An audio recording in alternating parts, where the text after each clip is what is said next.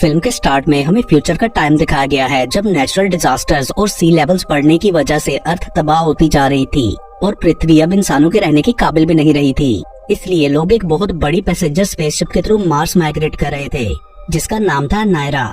ये शिप बिल्कुल एक ट्रैवलिंग होटल के जैसी थी जिसमें इंसानों की सोच के अकॉर्डिंग हर तरह की लग्जरी होती है, लाइक रेस्टोरेंट्स, मॉल्स, स्पास, पूल्स और नाइट क्लब्स वगैरह, जिन्हें पैसेंजर्स अपने 3 हफ्तों के सफर में एंजॉय कर सकते थे। एक तरह से ये पूरा मैन मेड प्लेनेट ही था स्पेसशिप के अंदर। अनारा की लेटेस्ट फ्लाइट में हम मूवी की लीड कैरेक्टर को देखते हैं जो कि शिप के एक एआई सॉफ्टवेयर मीमा के लिए एज अ मीमा रोब काम करती थी। मीमा एक ऐसा वर्चुअल रियलिटी सिस्टम है जिसके थ्रू लोग अर्थ की डिस्ट्रक्शन से पहले की अपनी मेमोरीज एंजॉय कर सकते थे। मीमा हॉल को पैसेंजर्स के लिए खोलने से पहले मीमा रोब कोच सिस्टम को यूज करके अर्थ के वाटरफॉल को एंजॉय करती है। उसने वहाँ पर फ्रूट्स भी खाए थे। उसके बाद वो अपने रूम में जाती है जो कि बंक रूम होता है और उसे वो रूम शिप की एस्ट्रोनॉमर के साथ शेयर करना था जो कि मीमा रोब के साथ थोड़ा मजाक करती है एंड देन दोनों सो जाते हैं। अगले दिन मीमा रोब सब पैसेंजर्स को मीमा ट्राई करने के लिए इनवाइट करती है जिनमें से सिर्फ कुछ ही लोग इंटरेस्टेड थे। सिस्टम के छोटे से इंट्रोडक्शन के बाद वो 5 लोगों को मीमा हॉल में ले जाकर इंस्ट्रक्शंस देती है कि कैसे अर्थ के लश और डाइवर्स एनवायरनमेंट को एक्सपीरियंस करना है। तभी अचानक फ्लाइट में कुछ गड़बड़ होने लगती है क्योंकि शिप ने खुद को स्पेस डेब्रिस से टकराने से बचाया था। कुछ ही टाइम में पायलट्स किसी तरह शिप को स्टेबल कर लेते हैं मगर जल्द ही उन्हें पता चलता है कि वो लोग अपने रास्ते से हट चुके हैं। तभी एक पायलट इज़ाजेल शिप को अपने असल ट्रैक पर लाने की कोशिश करती है बट सिस्टम उन्हें वार्न करता है कि इंजन की पावर फेल होने की वजह से मेल्ट डाउन होने लगा है। सो शिप को पूरी तरह तबाह होने से रोकने के लिए वो लोग उसका सारा न्यूक्लियर फ्यूल निकाल देने का डिसाइड करते हैं एंड इज़ाजेल से ट्रैक का पूछने पर वो बताती है कि हम क्लस्टर ऑफ स्टार्स की तरफ बढ़ रहे हैं। सो कुछ देर बाद कैप्टन शेफोन पैसेंजर्स के लिए अनाउंसमेंट करता है कि शिप का रिएक्टर डैमेज होने की वजह से शिप अपने रास्ते से हट चुकी है और उसे दोबारा ट्रैक पर लाने के लिए उनके पास एनर्जी नहीं है क्योंकि पावर स्टेशन पर आग लगने की वजह से हम सारा फ्यूल निकाल चुके हैं। एंड देन वो उन्हें यकीन दिलाता है कि शिप वापस अपने रास्ते पर आ जाएगी जब हमारा सामना किसी सेलेस्टियल बॉडी मतलब के प्लेनेट या किसी सन से होगा क्योंकि उसकी ग्रेविटी के थ्रू शिप खींच के वापस अपनी जगह पर आ जाएगी। बट उन्हें ये नहीं पता था कि ये कब होगा। सो उनको ऑलमोस्ट 2 साल वेट करना होगा। सब पैसेंजर ये सुन के बहुत ज्यादा परेशान हो जाते हैं। एक लेडी लिबिडल कहती है कि उसने तो अपने बेटे से प्रॉमिस कर रखा था कि वो उसके बर्थडे पर उसके पास ही होगी मार्स पर। सो वो इस न्यूज से बहुत ज्यादा इमोशनल होकर आउट ऑफ कंट्रोल हो गई थी। मीमा रोब उसे एक दूसरी पैसेंजर चबीबा के साथ मिलकर मीमा हॉल ले जाती है जिससे लिबिडल कुछ ही देर में काम डाउन हो गई थी। मीनवाइल शेफोन सब एम्प्लॉयज के साथ मीटिंग करके बोलता है कि फूड सप्लाई को बढ़ाने के लिए एलजी की प्रोडक्शन को बूस्ट अप कर दो।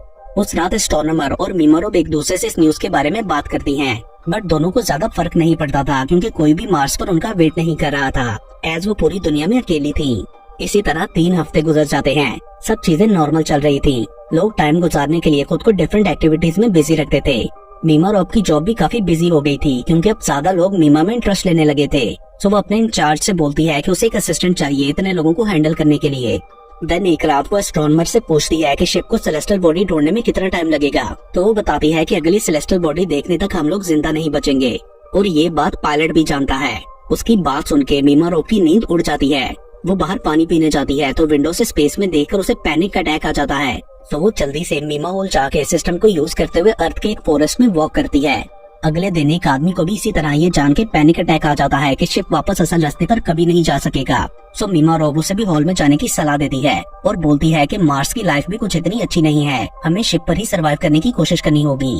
एंड देन मीमा रोब एक और ऑफिसर के साथ मिलकर उसे हॉल में ले जाती है ताकि बाकी पैसेंजर उसकी वजह से डर ना जाएं। उसके बाद मीमा रोब डायरेक्टली शेफोन से बात करती है कि लोग असलियत जान के आउट ऑफ कंट्रोल हो जाएंगे जिससे मीमा की डिमांड और बढ़ेगी। साथ ही वो उसे असिस्टेंट्स के लिए भी कहती है जिस पर वो उसे 8 लोग देने का प्रॉमिस करता है और बोलता है कि जब लोग एलजी खाने से यूज्ड टू हो जाएंगे तो हम उन्हें असल सिचुएशन बता देंगे। इसी तरह 3 साल गुजर जाते हैं। मीमा रोब ने अब नाइट क्लब में टाइम गुजारना स्टार्ट कर दिया था जहाँ वो एक आदमी डेजी के क्लोज हो जाती है और वो दोनों इंटीमेट भी होते हैं। फूड की डिमांड को पूरा करने के लिए अथॉरिटीज लोगों को एलजी प्लांट पर काम करने के लिए काफी पैसे ऑफर करती हैं। साथ ही उन्हें वाटर प्योरिफिकेशन प्लांट्स पर भी और वर्कर्स की जरूरत थी क्योंकि लोगों को अब पानी से स्मेल आने लगी थी। मीमा की डिमांड भी और ज्यादा बढ़ती जा रही थी एज लोगों ने 3 साल से अर्थ को नहीं देखा था। मीमा रोब इज़ाजेल को ऑपरेटिंग आवर्स के बाद मीमा यूज करने की इजाजत दे देती है ताकि उसे लाइन में वेट ना करना पड़े क्योंकि वो गे थी और इज़ाजेल के लिए फीलिंग्स डेवलप कर रही थी। मीमा रोब अपनी फीलिंग्स के बारे में एस्ट्रोनॉमर को भी बताती है मगर उसके ख्याल में ये लव वगैरह सब मतलब की बातें हैं। एक सुबह मीमा को यूज करते हुए मीमा रोब देखती है कि अचानक से बर्ड्स आसमान से गिरने लगते हैं। मतलब सिस्टम में कोई प्रॉब्लम थी, मगर वो प्रॉब्लम को ढूंढ नहीं पाती। एंड उस दिन मीमा अजीब आवाजें देते हुए क्लाइंट्स को टेरिबल नाइटमेयर्स दिखाता है। सो मीमा रोब जल्दी से सेशन बंद करके सबको हॉल से बाहर निकाल देती है। बाहर वेट में खड़े बाकी लोग मायूस हो जाते हैं, जिनमें लिबिडेल भी थी। सो कैप्टन मीमा रोब को डांटता है कि उसने सिस्टम क्यों बंद किया, जिस पर वो उसे एक्सप्लेन करती है कि मीमा को रेस्ट चाहिए क्योंकि वो सब लोगों की मेमोरीज देख देख के एग्जॉस्ट हो चुका है। मीमा रोब कैप्टन से सिस्टम को एक हफ्ते के लिए बंद करने की परमिशन मांगती है, मगर कैप्टन उसे मना कर देता है। सो जब मीमा को दोबारा स्टार्ट किया जाता है तो वो सिस्टम अगेन बोलता है कि वो लोगों की पेनफुल मेमोरी से परेशान हो गया है और अब वो दोबारा इमेजेस नहीं दिखाएगा। एंड देन अचानक वो खुद को ब्लो अप करने का सिग्नल देता है, तो मीमा रोब लोगों को हॉल में आने से रोकने की कोशिश करती है, मगर कोई उसकी बात नहीं सुनता और फिर तभी मीमा खुद को तबाह कर लेता है। अगले दिन लोग उस सॉफ्टवेयर की याद मनाते हैं। लिबिडेल सब पैसेंजर से बोलती है कि मीमा के तबाह होने के पीछे मीमा रोब का हाथ है, क्योंकि वो इसे बहुत ज्यादा यूज करती थी। चिफोन मीमा रोब को सजा देने का फैसला करता है, जिसके लिए इज़ाजेल उसकी फेवर में कैप्टन से बात करने जाती है कि इसमें मीमा रोब की गलती नहीं है। मगर जब कैप्टन इज़ाजेल की बात नहीं सुनता और टॉन्ट भी करता है तो वो उसे पंच मारती है। सो उसे भी बदतमीजी करने के चक्कर में मीमा रोब के साथ ही लॉकअप में डाल दिया जाता है। उसके बाद हम 1 साल बाद का टाइम देखते हैं, जब चीजें और ज्यादा खराब हो चुकी थी। कुछ लोगों ने कट्स बना लिए थे, जबकि बाकियों ने सारी उम्मीद छोड़ के अपनी जान ले ली थी। एज अथॉरिटीज के पास स्टाफ भी कम पड़ रहा था, सो वो मुजरिमों को लॉकअप में डालने की बजाय उनसे काम कराने का डिसाइड करते हैं, जिनमें इज़ाजेल और मीमा रोब भी थी। इज़ाजेल को एलजी का ख्याल रखने का काम दिया जाता है और मीमा रोब को बच्चों को पढ़ाने का। वो दोनों अब लवर्स बन चुकी थी। सो उन्हें रहने के लिए एक ही रूम दे दिया जाता है। देन एक लेडी चबीबा उन्हें अपने कल्ट में आने के लिए इनवाइट करती है, जो लिबिडेल ने मीमा की याद में बनाया था। वो बोलती है कि हम लोग ये भी जान चुके हैं कि मीमा ने खुद ही अपने आप को मारा था, इसमें मीमा रोब की गलती नहीं। सो वो दोनों मीमा हॉल कल्ट की सेरेमनी अटेंड करने जाती हैं, जहां मीमा के लिए प्रे करने के बाद सब लोग एक दूसरे के साथ इंटीमेट होते हैं, जिससे इज़ाजेल प्रेग्नेंट हो गई थी। कुछ महीनों का टाइम गुजरता है तो वो काफी होपलेस फील करने लगती है कि उसके आने वाले बच्चे को भी शिप पर ही रहना पड़ेगा और वो कभी सूरज की रोशनी नहीं देख पाएगा। मीमा रोब उससे प्रॉमिस करती है कि वो सब ठीक करने की पूरी कोशिश करेगी। एंड लेटर ऑन वो चिफोन से एक बीम स्क्रीन बनाने की परमिशन मांगती है, जिससे वो विंडोज के बाहर प्यारी प्यारी सूती फोटोज डिस्प्ले करेंगे। बट चिफोन का कहना था कि ये सब इन्वेंशन छोड़ के उसका फ्यूचर जनरेशन को पढ़ाना ज्यादा जरूरी है, ताकि शिप चलता रहे। जल्दी इज़ाजेल का बेटा जन्म लेता है, जिसे मीमा रोब उसके साथ मिलकर संभालती है। एक दिन उन्हें पता चलता है कि टेलीस्कोप्स ने उनकी तरफ आते एक और शिप को देखा है। वो रेस्क्यू शिप इतना बड़ा नहीं था, सो उन्हें लगता है कि उसमें उनके लिए फ्यूल भेजा गया होगा। जिसके बाद चिफोन पैसेंजर्स के लिए अनाउंसमेंट कर देता है कि ऑलमोस्ट 1 साल में फ्यूल वेसल हमारे पास पहुंच जाएगा, जिससे वो जल्दी वापस घर जा सकेंगे। लोग खुशी से सेलिब्रेट करते हैं।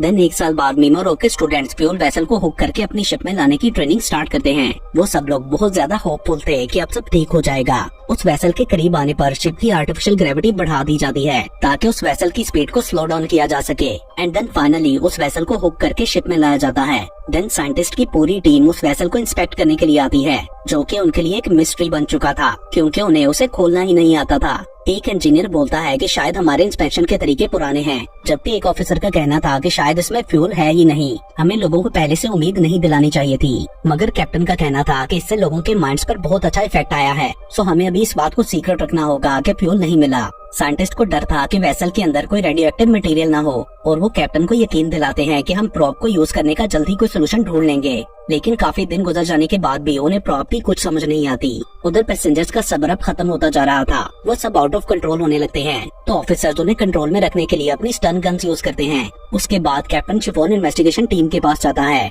और एस्ट्रोनॉमर से कहता है कि उसने इस वेसल को डिस्कवर किया था, सो उसे अवार्ड दिया जाएगा। एस्ट्रोनॉमर को लगता था कि इस वेसल में फ्यूल नहीं है, सो कैप्टन ने उसे अवार्ड देने का इसलिए कहा था कि वो दूसरों को इसकी हकीकत ना बता दे।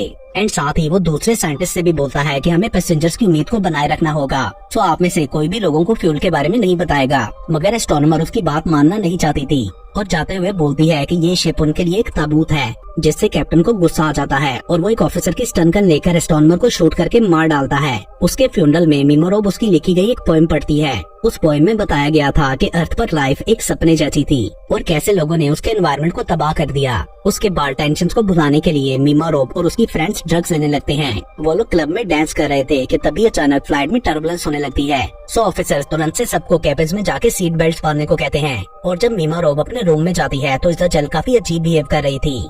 मीमा रोक को लगता है कि वो नशे की वजह से ऐसा कर रही है। उधर कैप्टन को पता लगता है कि बहुत से क्रू मेंबर्स और पैसेंजर्स इस फ्लाइट टर्बुलेंस की वजह से मर गए हैं, तो वो काफी घबरा जाता है। लेटर ऑन मीमा रोब अपने स्टूडेंट्स के साथ बीम स्क्रीन प्रोजेक्ट पर काम स्टार्ट कर देती है। वो खुशी से इजाजल को भी बताती है कि जल्दी उनका काम पूरा हो जाएगा, मगर इजाजल ज्यादा एक्साइटेड नहीं लग रही थी।